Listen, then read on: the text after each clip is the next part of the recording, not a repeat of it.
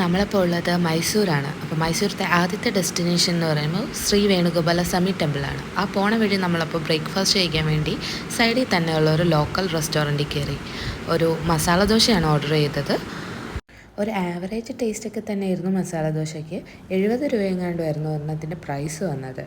ഈ ലൊക്കേഷനിലേക്ക് എത്താനുള്ള വഴി ഒരു നല്ലൊരു വില്ലേജ് ഏരിയയാണ്. 2 സൈഡിലും പാടവും അങ്ങനെ വില്ലേജ് ഏരിയയാണ് മോസ്റ്റ്ലി വരുന്നത്. പിന്നെ പോണ വഴി തന്നെയാണ് KRS ഡാമും നമുക്ക് കാണാൻ പറ്റുന്നത്. മെയിൻ റോഡിൽ നിന്ന് വീണ്ടും ഒരു 2 കിലോമീറ്ററോളം ഒരു ചെറിയ റോഡിലൂടെ നമുക്ക് പോകണം ഈ അമ്പലത്തിൽ എത്തിച്ചേരണമെങ്കിൽ. ശ്രീ വേണുഗോപാല സ്വാമി ടെമ്പിൾ ലൊക്കേറ്റ് ചെയ്യുന്നത് ഹൊസ കണ്ണമ്പാടി എന്ന് പറഞ്ഞ ലൊക്കേഷനിലാണ്. ഈ ടെമ്പിളിൻ്റെ സ്റ്റോറി എന്ന് വെച്ച് കഴിഞ്ഞാൽ ഇതൊരു 70 വർഷം ഈ ടെമ്പിള് വെള്ളത്തിനടിയിലായിരുന്നു. അതായത് KRS ഡാം പണിയുമ്പോൾ അതിന് ചുറ്റുമുള്ള പ്രദേശങ്ങളൊക്കെ വെള്ളത്തിൻ്റെ അടിയിലായി. ആ നാട്ടിലെ ആൾക്കാരെയൊക്കെ മാറ്റി പാർപ്പിച്ചിരുന്നു. അപ്പോൾ അവിടെ ഉണ്ടായിരുന്നൊരു ടെമ്പിളായിരുന്നു ഇത്. പിന്നീട് വർഷങ്ങൾക്ക് ശേഷം ശ്രീഹരി കോടായി എന്ന് പറഞ്ഞൊരു വ്യവസായി വന്നിട്ട് ഈ അമ്പലത്തിനെ റീസ്റ്റോർ ചെയ്യാം 2.5 കോടി രൂപയ്ക്ക് എന്നുള്ളൊരു ബഡ്ജറ്റിൽ വന്നു.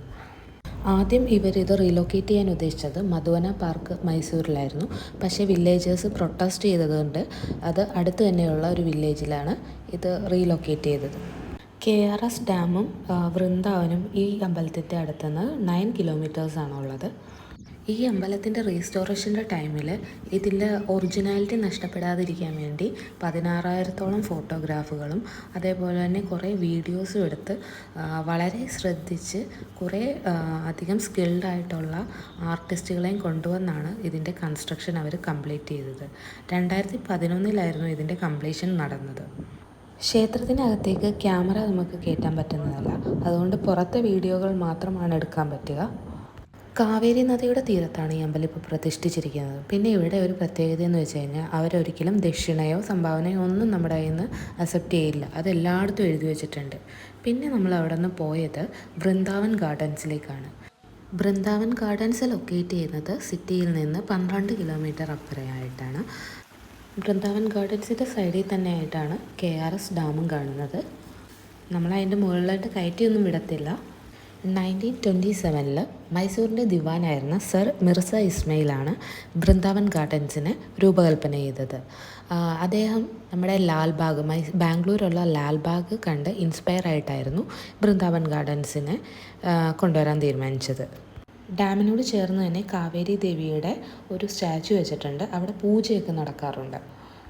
പിന്നെ നമ്മൾ വൃന്ദാവൻ ഗാർഡൻസിലൂടെ നടക്കുമ്പോൾ കാണുന്ന ഒരു പ്രതിമയാണ് കൃഷ്ണരാജ വാഡിയാർ 4ാമൻ്റെ ഒരു സ്റ്റാച്ചു. അദ്ദേഹമാണ് ഈ ഡാം കൺസ്ട്രക്ട് ചെയ്യാൻ മെയിനായിട്ടുള്ള ഒരാൾ. 1875 to 76 ഒരു സിവിയർ ആയിട്ടുള്ള വരൾച്ച വന്നു. ആ വരൾച്ചയിൽ ഫാർമേഴ്സിന് അവരുടെ കുറേ നഷ്ടങ്ങളുണ്ടായി. കുറേ ആൾക്കാർ ജീവൻ നഷ്ടപ്പെട്ടു. ആ സമയത്ത് ചീഫ് എഞ്ചിനീയറായിരുന്ന വിശ്വേശ്വരയ്യ ഒരു സൊല്യൂഷൻ കൊണ്ടുവന്നു. അങ്ങനെയാണ് KRS ഡാമിൻ്റെ ഒരു സജഷൻ വരുന്നത്. പക്ഷേ എല്ലാവരും അതിനെ ഒപ്പോസ് ചെയ്തെങ്കിലും കൃഷ്ണരാജ വാഡിയാർ അതിന് ഒരു ഗ്രീൻ ഫ്ലാഗ് കൊടുക്കുകയായിരുന്നു. സുർക്കി ഉപയോഗിച്ച് തന്നെയാണ് ഈ ഡാമിൻ്റെയും കൺസ്ട്രക്ഷൻ നടന്നിരിക്കുന്നത്. 50 രൂപയാണ് ഇവിടുത്തെ എൻട്രി ഫീ. അതിനുശേഷം നമ്മൾ പോയത് മൈസൂർ പാലസ് കാണാനാണ്.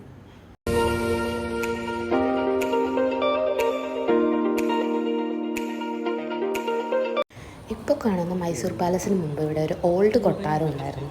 അത് ഇവിടുത്തെ ചാമരാജ വാഡിയാർ രാജാവിൻ്റെ മൂത്ത മകളുടെ കല്യാണ സമയത്ത് കത്തിപ്പോവുകയായിരുന്നു.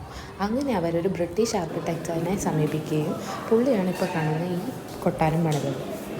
മൈസൂർ അറിയപ്പെടുന്നത് സിറ്റി ഓഫ് പാലസസ് എന്നാണ്. ഇവിടെ ടോട്ടലായിട്ട് ഒരു 7 പാലസസ് ഉണ്ട്. മൈസൂർ പാലസ് അഥവാ അംബവിലാസ് പാലസ് എന്നാണ് അറിയപ്പെടുന്നിരുന്നത്. ഇത് വാഡിയാർ ഡൈനാസ്റ്റിയുടെ ഒരു ഒഫീഷ്യൽ റെസിഡൻസ് ആയിരുന്നു.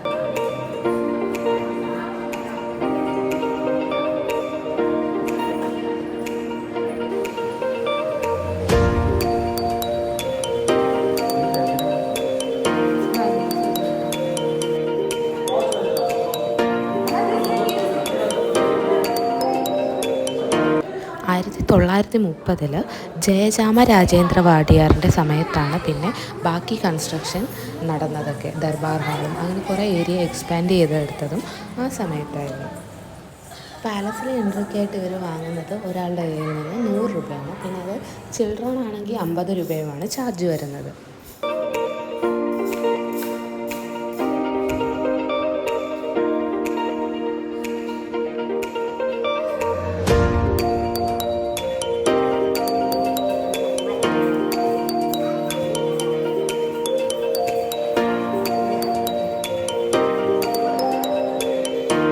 മൈസൂർ പാലസിനടുത്ത് തന്നെയാണ് സെൻറ്റ് ഫിലോമിനസ് ചർച്ചും സ്ഥിതി ചെയ്യുന്നത്. മൈസൂരിലും ശ്രീരംഗപട്ടണത്തും വർക്ക് ചെയ്തുകൊണ്ടിരുന്ന ബ്രിട്ടീഷ് ഓഫീസേഴ്സിന് വേണ്ടിയാണ് 1843 ആദ്യം ഇവിടെ ഒരു ചെറിയ പള്ളി പണിയുന്നത്. അതിനുശേഷം 1933 ഇത് എക്സ്റ്റെൻഡ് ചെയ്ത് വലുതാക്കുന്നത്. വിശുദ്ധയായ ഫിലോമിനയുടെ അവശേഷിപ്പുകൾ ഈ പള്ളിയുടെ അൾത്താരയുടെ താഴെയായി സൂക്ഷിച്ചിട്ടുണ്ടിരുന്നു.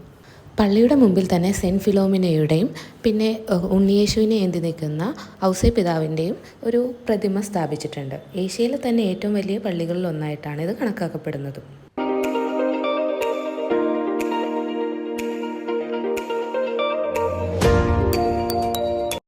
രാത്രി പോവുകയാണെങ്കിൽ മൈസൂർ പാലസിന് ചുറ്റും ലൈറ്റൊക്കെ ഇട്ട് അലങ്കരിച്ചിരിക്കുന്നത് നല്ല അടിപൊളിയായിട്ട് കാണാൻ പറ്റും.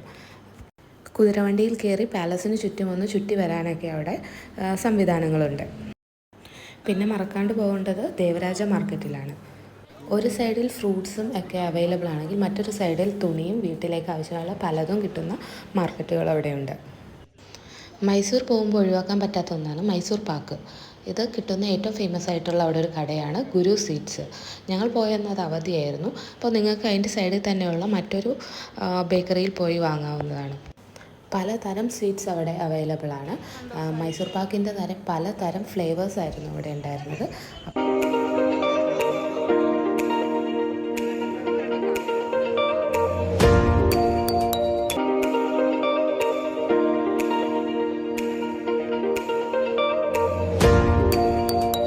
അപ്പോൾ യാത്രകളും വിശേഷങ്ങളുമായി വീണ്ടും കാണുന്നത് വരെ ബൈ.